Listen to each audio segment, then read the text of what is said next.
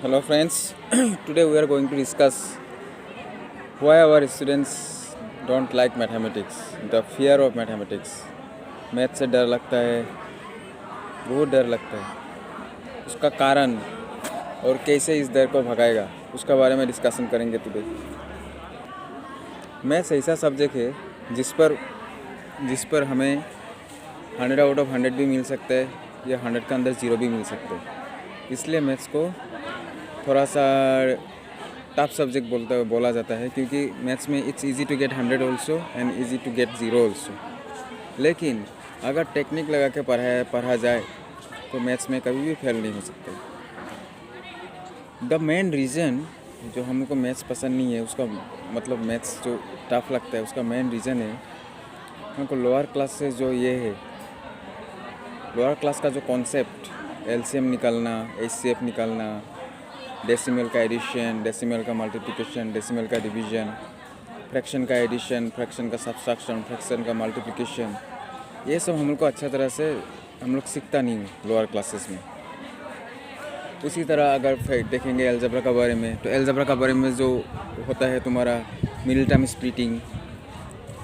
Splitting हुआ, या HCF लेना, एलसीएम लेना एल्जेब्रा का, वो सब भी हम लोग को अच्छा तरह नहीं आता है।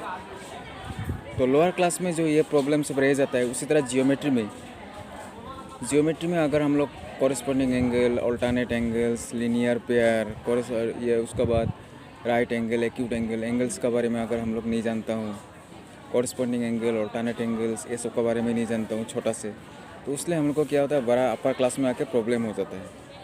तो इस प्रॉब्लम को दूर करने का एक तरीका है जो इसको छोटे से अच्छा से पढ़ना पड़ेगा। और एक दूसरा बात है जो गार्जियन जनरली स्टूडेंट को बोलता है छोटे से, जो बेटा पढ़ो मैथ्स पढ़ो। हम लोग जब स्कूल में था तो मैथ्स हम लोग को बहुत टाइम लगता था, बहुत टफ लगता है। मैथ्स बहुत टफ सब्जेक्ट है। एक छोटा सा ऐसा एक सिचुएशन क्रिएट कर देता है हम लोग का माइंड में। हम लोग छोटा सा लगता है जो मैथ्स बहुत टफ है, ये हमसे नहीं होगा, मेरा मम्मी पापा भी टफ लगता था। ये जो मेंटेलिटी है वो स्टूडेंट का दिमाग में घुस जाता है। जब ये स्टूडेंट का दिमाग में घुसता है तो वो ऑटोमेटिक मैथ्स डरने लगता है। और तो उस हिसाब से जब मैथ्स को डर लगता है मैथ्स का ऊपर, तो वो सोचता है कि हम जितना भी पढ़ो हमको आएगा ही नहीं, हमको तो मार्क्स मिलेगा ही नहीं। तो ऐसा मेंटेलिटी लेके जब स्टूडेंट क्लास में आता है तो वो मैथ्स नहीं सकता है। So these are the problems. ये सब रीजन से मैथ्स जो टफ लगता है उसका कारण है ये सब। हम लोग डिस्कशन करेंगे मैथ्स का जो प्रॉब्लम है, ये जो फियर है, उसका फियर को कैसे भगाएगा। इस फियर को भगाने के लिए उनको पहले मैथ्स से ये करना पड़ेगा, प्यार करना पड़ेगा।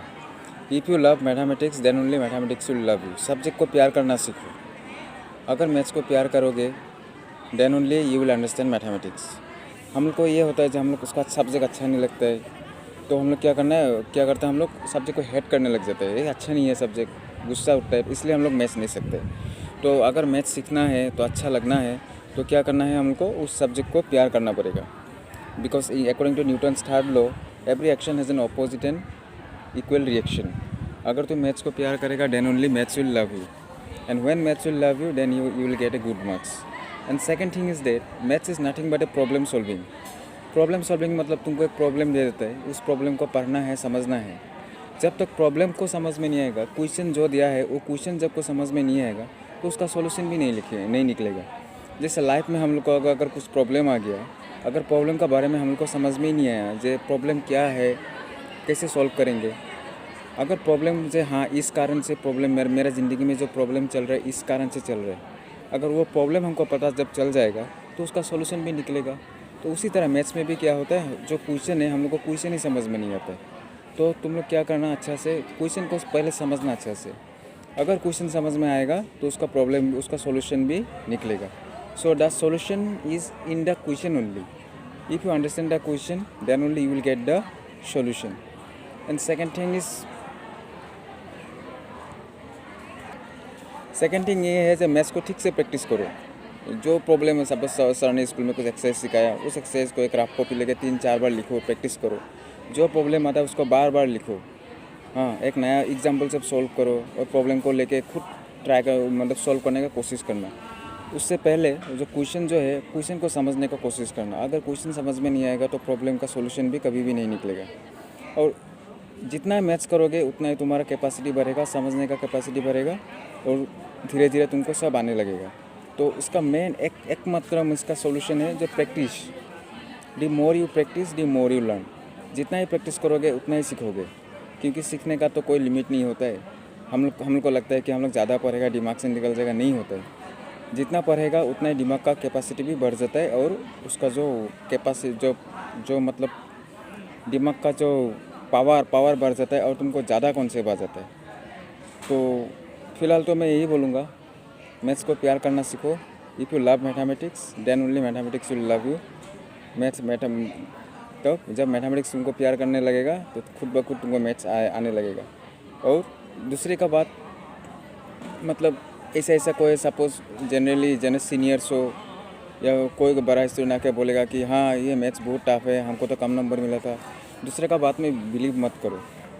बिकॉज सबका चॉइस सेम नहीं है लाइफ में। अगर उसको टफ लगता है, it does not mean that तुमको आपको भी टफ लगेगा। हर आदमी का चॉइस डिफरेंट होता है। सो अगर दूसरा का ओपिनियन अगर अपना ऊपर लेने लगा तो ज़िंदगी में कोई भी आगे नहीं बढ़ पाओगे। तो वही बात है। तो एक बार कोशिश करके देखिए, अच्छा से पढ़िए, प्रैक्टिस करिए, मैथ्स ऑटोमेटिकली ईजी लगेगा। Thank you children.